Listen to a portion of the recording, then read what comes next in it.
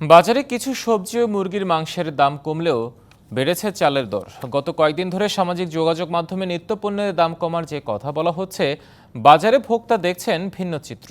বিভিন্নভাবে বহু স্তরে এখনও চাঁদাবাজির অভিযোগ করেছেন শিক্ষার্থীরা, যে কারণে পণ্যের দাম অন্তত 25% বেড়ে যায়। এসব চাঁদাবাজি বন্ধে এবং বাজার তদারকিতে বৈষম্য বিরোধী শিক্ষার্থীদের সাথে কাজ করছে ভোক্তা অধিদপ্তর। সাম্প্রতিক আন্দোলন, সহিংসতা এবং পরবর্তীতে অন্তর্বর্তীকালীন সরকার গঠনের পরও দাম বেড়েছে চালের। বিক্রেতারা বলছেন কেজিতে 2 থেকে 3 টাকা বাড়তি সব ধরনের চালই। সবচেয়ে বেশি বেড়েছে মোটা চালের দাম। এটা তো আর আমরা জানি না, মেলে আমরা আড়ত আনছি, আড়তদালারা মেলালারা বাড়াইছে, আমাদের তো কিছু না। আমরা যে দামে কিনুম ওই দামে বেচুন। 28 মিনিকেট আর হলো গুটি স্বর্ণ যেটা মোটা, ওটা ওইদিন 50 টাকা বিক্রি করছি, 52 টাকা বিক্রি করি। তবে খানিকটা কমেছে মুরগির দাম। রাজধানীর মোহাম্মদপুরের টাউন হল বাজারে ব্রয়লার মুরগির কেজি 150 টাকা, কক 240 টাকায় বিক্রি হচ্ছে। তবে অপরিবর্তিত রয়েছে ডিম ও গরুর মাংসের দাম। আগে ছিল 300 টাকা কেজি, এটা এখন 240 টাকা কেজি। খুশি অবশ্যই খুশি, মুরগির দাম কমছে। মুরগি আগের মতনই আইতেছে, কিন্তু বেচাকিনি বাড়তি নেই, আগের মতো নেই। কিছু কিছু সবজির দাম খানিকটা কমলেও এখনো চড়া আলু, পেঁয়াজ, ডাল। কারণ বাজার থেকে যে পটলটা আনা হয়েছে এটা 50 থেকে 60 বিক্রি হইতেছে। আরেকটা যেটা আছে আপনার যে ঢাকা কেরানীগঞ্জ কলাতিয়া লম্বা ফুলওয়ালা পানি ছাড়া, ওটার দাম এটার থেকে একটু ডিফারেন্স বেশি। আর করলা আজকে আপনি মনে করেন দুইটাই 80 বেচার মতো সিস্টেম আছে, কারণ আমাদের পাইকারি 60-70 এরকম কেনা। আর বেগুন হলো আপনার লম্বাটা হলো 70-80 এরকম, আর গোলগোলা হলো 80 থেকে 90। আলু 60 থেকে 55 টাকা কেজি বেচতেছি, এই যে 55 টাকা বেচতেছি। পেঁয়াজ বেচতেছি 115 থেকে 20 টাকা। সামাজিক যোগাযোগ মাধ্যমে পণ্যের দাম কমার খবর আর বাজারের চিত্র ভিন্ন। এতে হতাশ ভোক্তা। সব একই দাম, দাম কমে নাই এক ফোঁটাও না।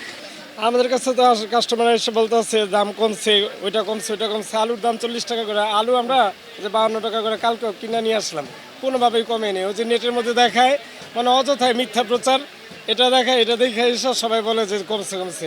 রেসিডেন্সিয়ালের রাস্তার উপরে ওইটা সম্পূর্ণ বন্ধ করা উচিত। ওরা বড় সিন্ডিকেট।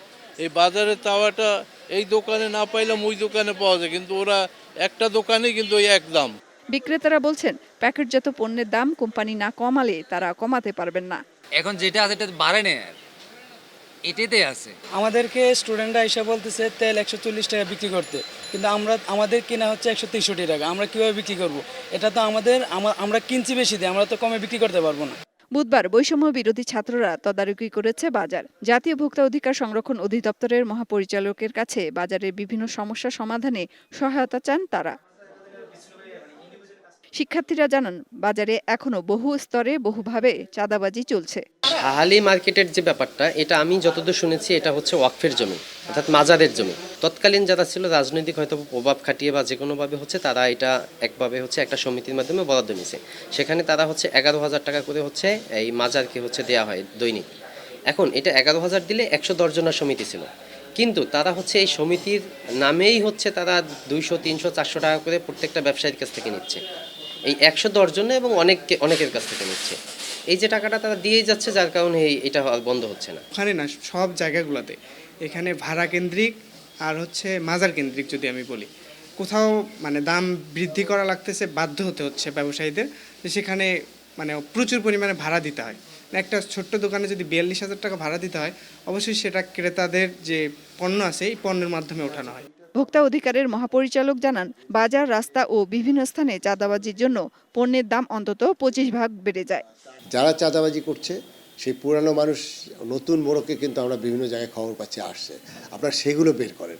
অর্থাৎ নতুন করে যারা চাঁদাবাজি করছে তাদের মুখোশগুলো দেন, এবং এখন কিন্তু যে ছাত্র জনতারা তারা এখন যে সেন্টিমেন্ট নিয়ে আছে, ওদের মাধ্যমে আমরা এই জিনিসগুলো দমন করতে চাই।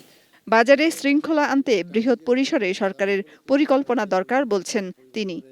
আবু সাইদ আমাদের যে মেহের মনি, ডিবিসি নিউজ, ঢাকা।